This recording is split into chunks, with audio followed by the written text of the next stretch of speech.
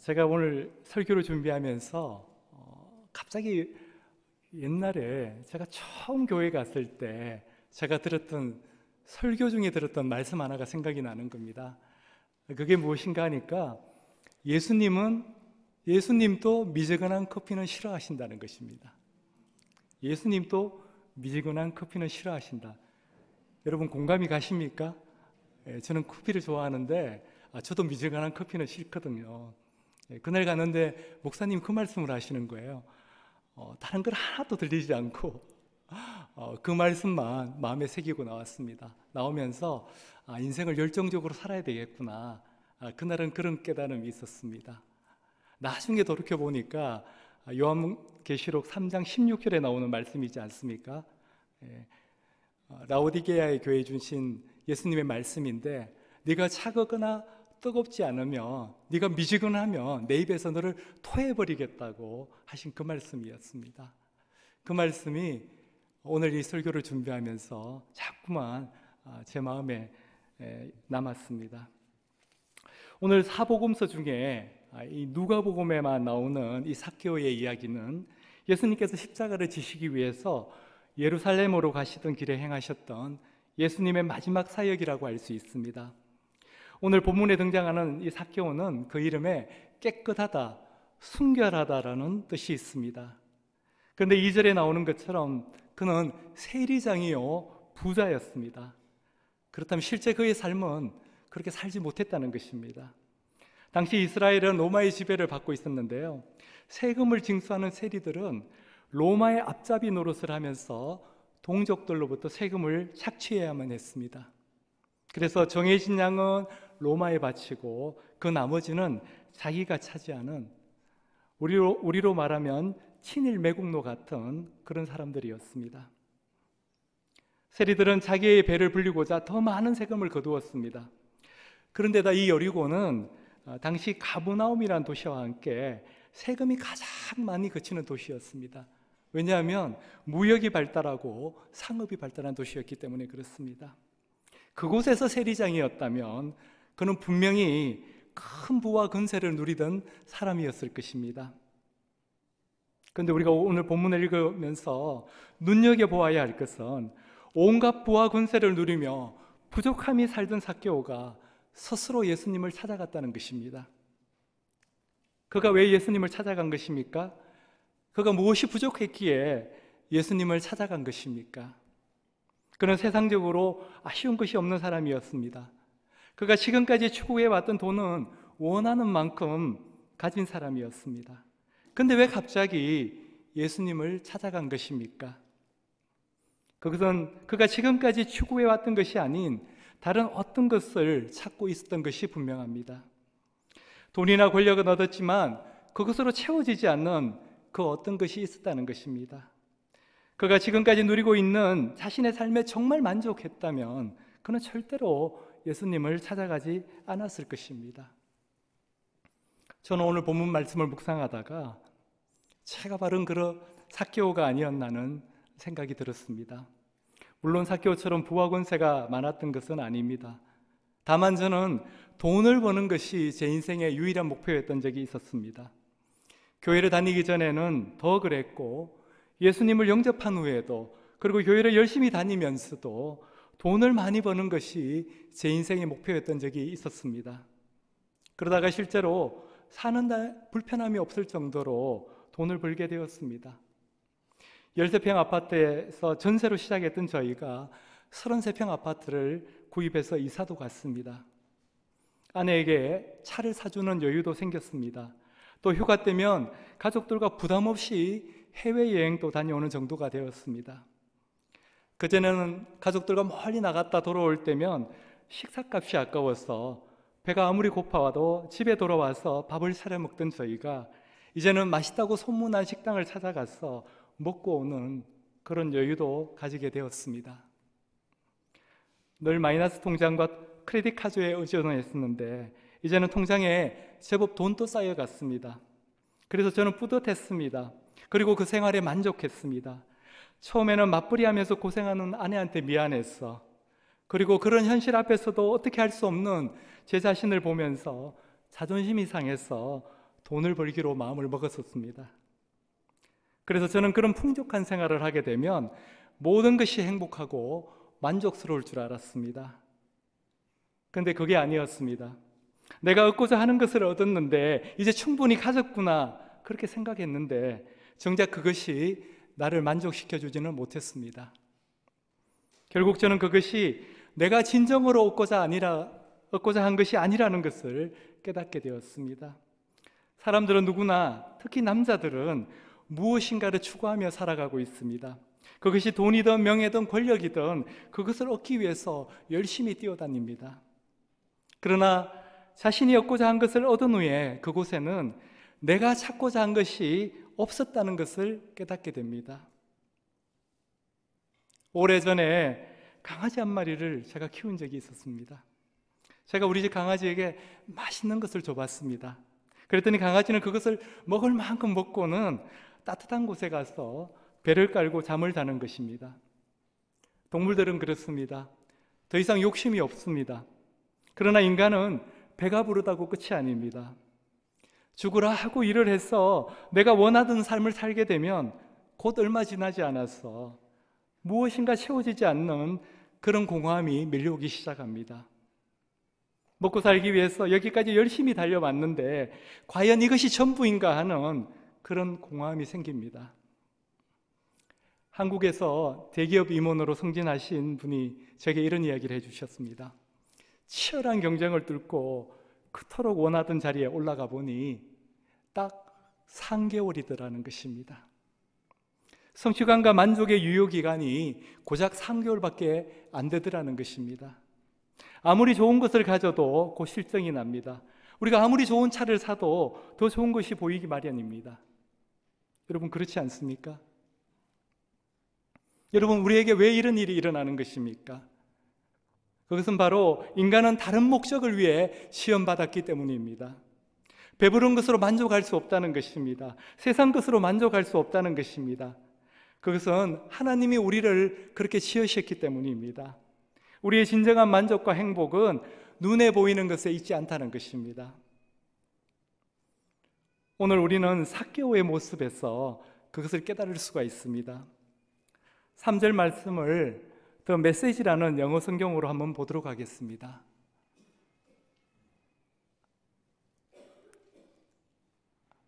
준비가 아직 안 됐으면 제가 읽어드리도록 하겠습니다.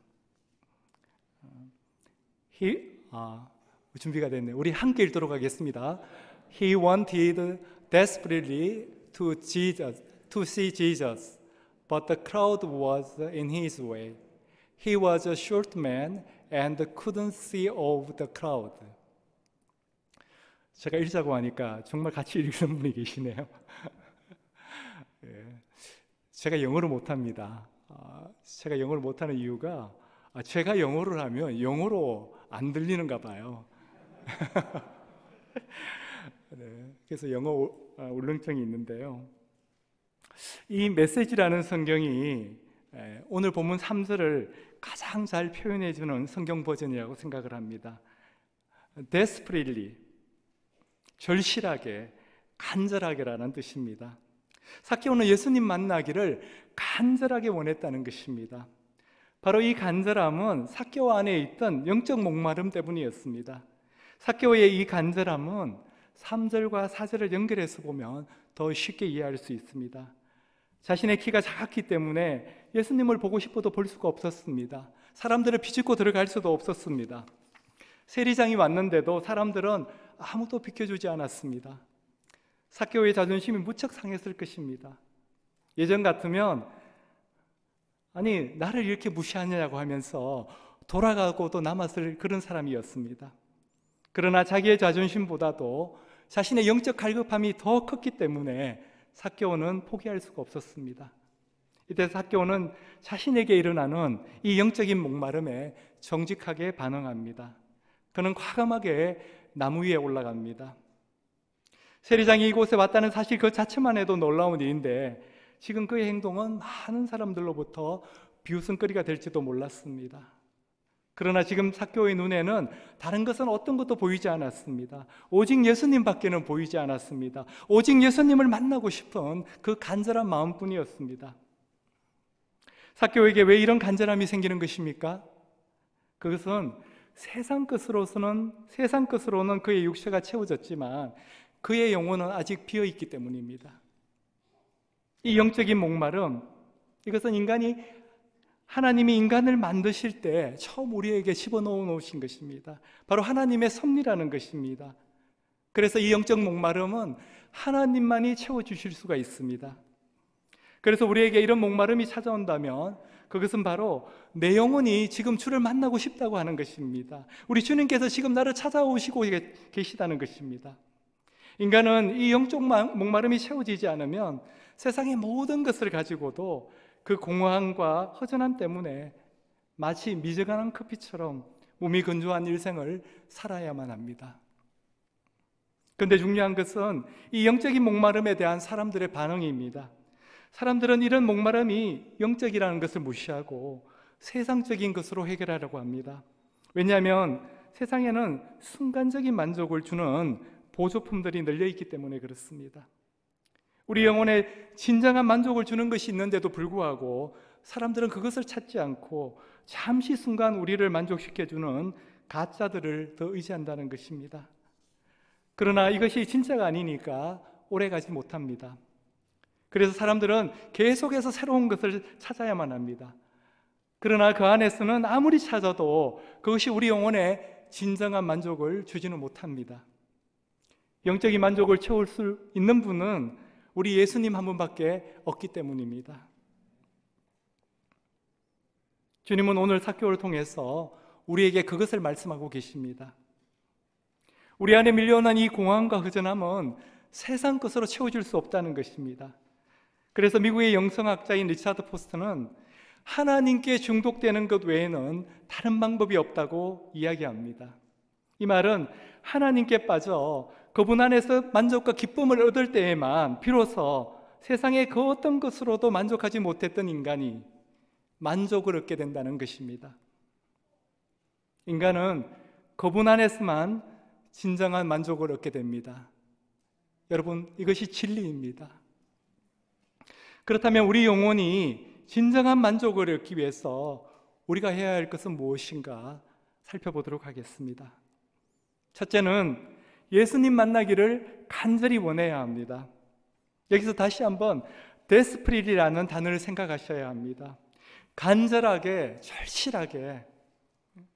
삭개오는 예수님 만나기를 간절하게 원했습니다. 마치 마태복음 9장에 나오는 수가성의 여인처럼. 마태복음 9장 20절과 21절 말씀은 12해 동안이나 혈류증으로 앓는 여자가 예수의 뒤로 와서 그 겉옷가를 만지니 이는 제 마음에 그 겉옷만 만져도 구원을 받겠다 함이라. 당시의 혈류증은 불치병이었습니다. 이 혈류증을 앓는 여자가 예수의 뒤로 와서 그 겉옷가를 만지니까 그러면 내 병이 낫겠구나, 이런 믿음이 있었습니다. 삭개오도 마찬가지였습니다. 예수님만 만날 수 있으면 세상 것으로는 채워도 채워지지 않는 자신의 이 영적 목마름이 해결될 수 있다고 믿었던 것입니다. 사람들은 자신이 심각한 병에 걸렸다는 것을 알게 되면 제일 먼저 하는 것이 그 병을 고쳐줄 의사를 찾게 됩니다. 그 병원이 아무리 멀어도 그 병원을 찾아갑니다. 그 의사가 아무리 불친절해도 그것에 상관하지 않습니다. 왜 그렇습니까? 내 병을 고쳐줄 수 있기 때문입니다. 내가 그 의사에게 가면, 그 병원에 가면 고침을 받을 수 있기 때문입니다. 삭개오도 마찬가지였습니다. 그는 세상 것으로는 채워지지 않는 이 목마름이 영적인 문제라는 것을 알게 되었습니다. 그래서 그는 예수님만 만나면 내 영혼의 이 목마름, 나의 이 영적인 갈증이 채워질 것이라고 믿었습니다. 우리가 관심을 가지고 주위를 둘러보면 우리 주변에는 여러 가지 이유로 교회를 찾는 분들이 계십니다.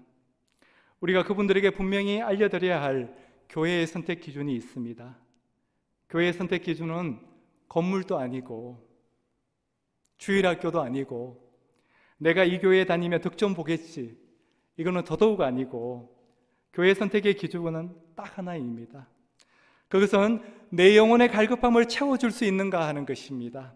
나의 이 영적인 목마름을 채워주시는 그 주님을 만날 수 있는가 하는 것입니다. 삭개오에게도 이 선택의 기준은 영적인 갈급함을 채우는 것이었습니다. 그래서 그는 세리장이라는 신분도, 자신의 작은 키도, 그의 자존심도, 사람들의 수군거림도, 그리고 동족들에게 지은 그 죄책감도 그가 예수님께로 나아가는 것을 막지는 못했습니다. 그래서 이 영적인 목마름이 우리에게 있다는 것은 하나님의 크나큰 은혜입니다. 영적 갈급함이 있어야 주님을 만날 수 있습니다. 교회를 다녀도 영적 갈급함이 없으면 주님을 만날 수가 없기 때문입니다. 하나님께서 삭개오에게 주신 그 간절함을 오늘 이 자리에 있는 우리 모두에게 부어주시기를 주님의 이름으로 축원합니다. 두 번째는 나에게 찾아오신 예수님을 영접해야 합니다. 무엇보다도 중요한 것은 우리 영혼이 구원을 받는 것입니다. 오직 우리 주님을 내 인생의 주인으로 모셔드릴 때 우리 영혼은 구원을 받게 됩니다. 오늘 삭개오는 내 인생의 주인으로 예수님을 영접하게 됩니다. 오늘 본문 5절을 보도록 하겠습니다. 예수님은 나무 위에 있는 삭개오를 쳐다보시고 그를 부르십니다. 예수님은 마치 오래전부터 삭개오를 알고 계셨던 것처럼 그렇게 부르십니다. 삭개오야, 속히 내려오너라. 내가 오늘 내 집에 묵어야겠다. 주님은 지금 삭개오에게 속히 내려오라고 그렇게 말씀하고 계십니다. 근데 삭개오에게는 아마 이 말씀이 이렇게 들렸을 것입니다. 지금까지 내가 세상 것들을 의지하고 살았다면 이제 거기서 내려와서 나를 의지하면서 한번 살아보지 않겠니? 삭개오에게는 돈이나 권세가 아닌 예수님이 주인 되는 삶으로 옮겨오라는 주님의 말씀으로 들렸을 것입니다. 주님은 또 삭개오에게 내가 오늘 내 집에 묵어야겠다, 이 말씀은 예수님께서 너와 한 가족이 되어주시겠다고 한 것과 똑같은 말씀입니다. 그 많은 군중들 가운데서 삭개오는 선택을 받았습니다. 삭개오가 얼마나 기쁘겠습니까? 그는 기쁘게 예수님을 영접합니다. 예수님은 이미 여리고로 들어오시기 전부터 그분의 초자연적인 능력으로 삭개오가 주님께로 달려오는 것도 보셨고 그가 또 나무에 올라가는 것도 다 보셨습니다. 심지어 그의 이름까지도 알고 계셨습니다. 또 그가 얼마나 영적으로 목말라하는지도 다 알고 계셨습니다.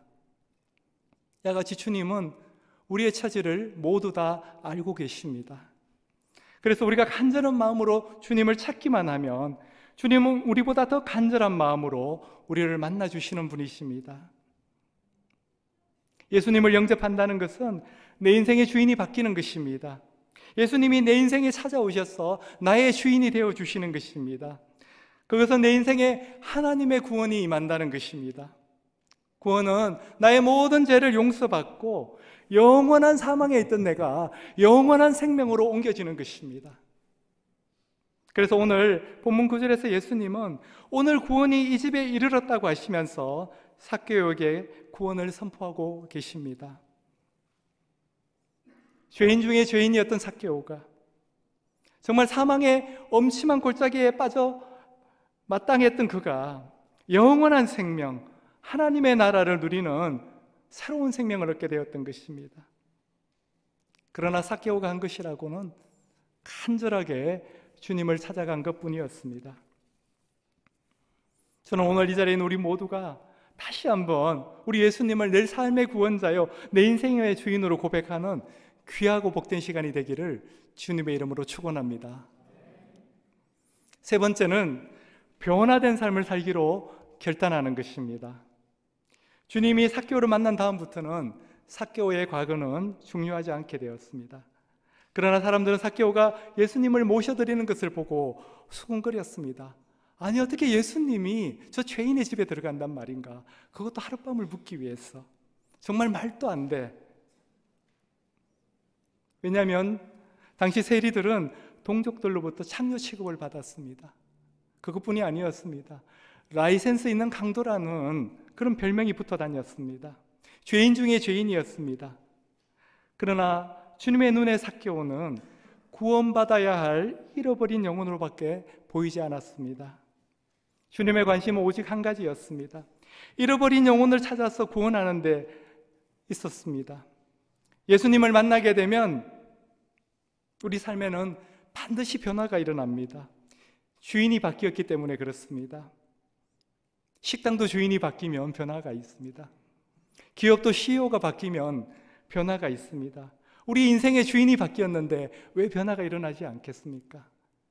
그 변화는 자연스러운 것입니다. 8절을 보면 삭개오는 자기 재산의 절반을 가난한 사람들에게 나누어 주고 또 자기가 만일 남의 것을 속여 빼앗은 것이 있다면 4배로 갚겠다고 이야기합니다. 그는 지금까지 돈에 목숨을 걸고 살았던 사람이었습니다. 돈의 노예가 되어서 살았던 사람이었습니다. 돈이 전부였고 매국노라는 소리를 들어도 상관하지 않았던 그런 사람이었습니다. 그런데 이제 그 돈을 다 내어놓겠다는 것입니다. 그것도 지금 당장 그렇게 하겠다는 것입니다. 우리가 보는 성경에는 주게 사오며 갚겠나이다 이렇게 앞으로 그렇게 하겠다고 그렇게 쓰여져 있지만 헬라어 원어로 보면 현재 시제입니다. 지금 당장 그렇게 하겠다는 것입니다. 지금 당장 가난한 사람들에게 나누어주고 지금 당장 속여 빼앗은 것이 있다면 4배로 갚겠다는 것입니다. 삭개오는 예수님이 기뻐하는 삶을 살기로 결단했습니다. 그의 내면에 근본적인 변화가 일어난 것입니다. 그의 양심과 도덕이 회복이 되고 잃어버렸던 기쁨이 회복이 되고 혼란스러웠던 그의 마음이 주님이 주시는 평안으로 가득 차게 되었습니다. 이웃에 대한 사랑도 회복되었습니다. 예수님을 만나면 진짜 변화됩니다.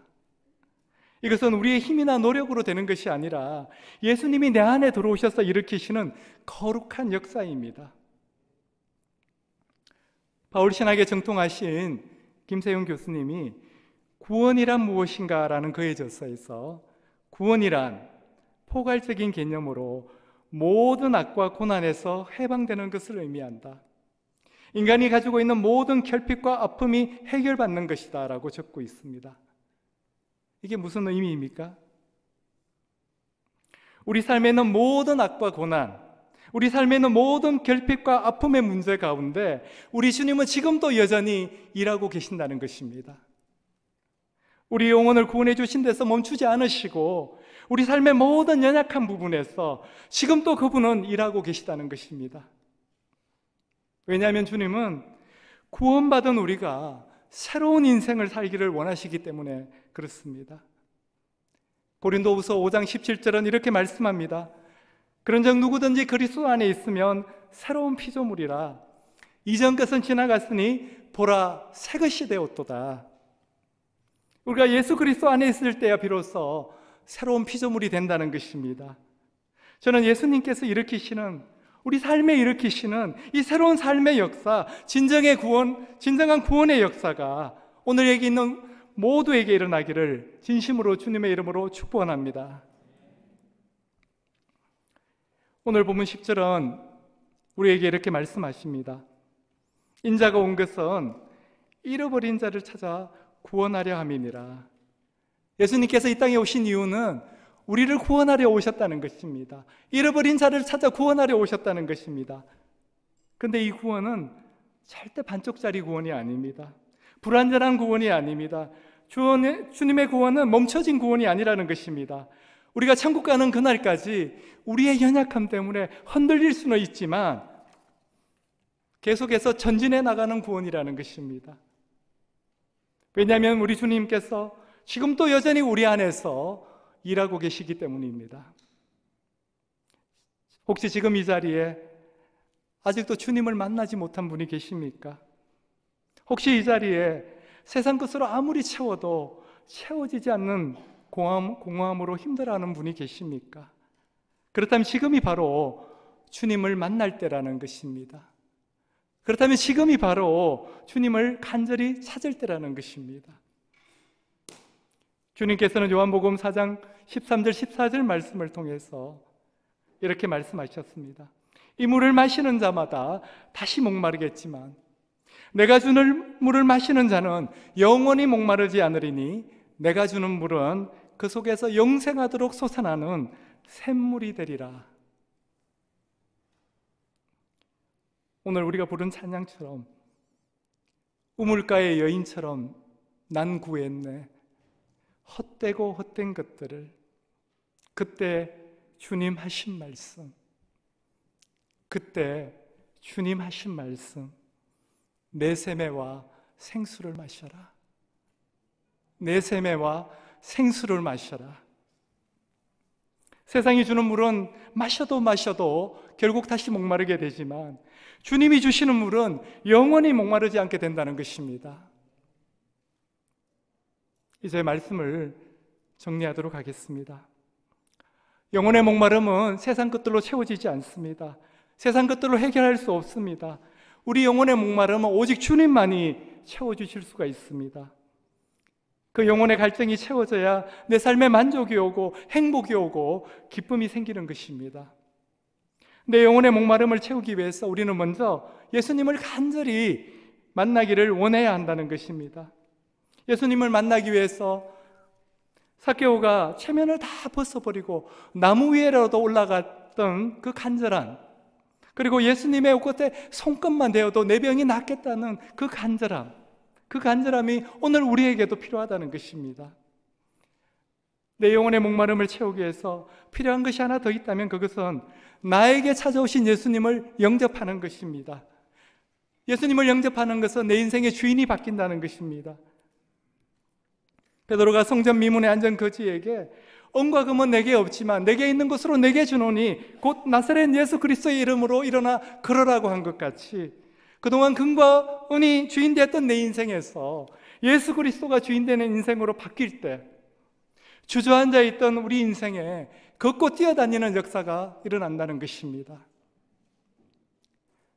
내 영혼의 목마름을 해결하기 위해서 마지막으로 하나 더 필요한 것이 있다면 그것은 변화된 삶을 살기로 지금 이 시간 결단하는 것입니다. 이 시간부터 내 삶의 주인이신 예수님이 기뻐하시는 삶으로 살기로 결단하는 것입니다. 그러나 이 결단을 부담스러워하실 필요는 없습니다. 우리가 결단하면 우리 안에 변화를 일으키시는 분은 바로 우리 주님이시기 때문에 그렇습니다. 우리는 그저 그 변화에 감사하며 그 은혜를 누리기만 하면 됩니다. 저는 우리가 더 이상 다른 것으로 만족을 얻기 위해서 헤매는 인생이 되지 않기를 원합니다. 마음의 문을 열고 주님께로 나아가기만 하면 주님은 우리를 만나주시고 우리의 모든 갈급함을 채워주시는 분이십니다.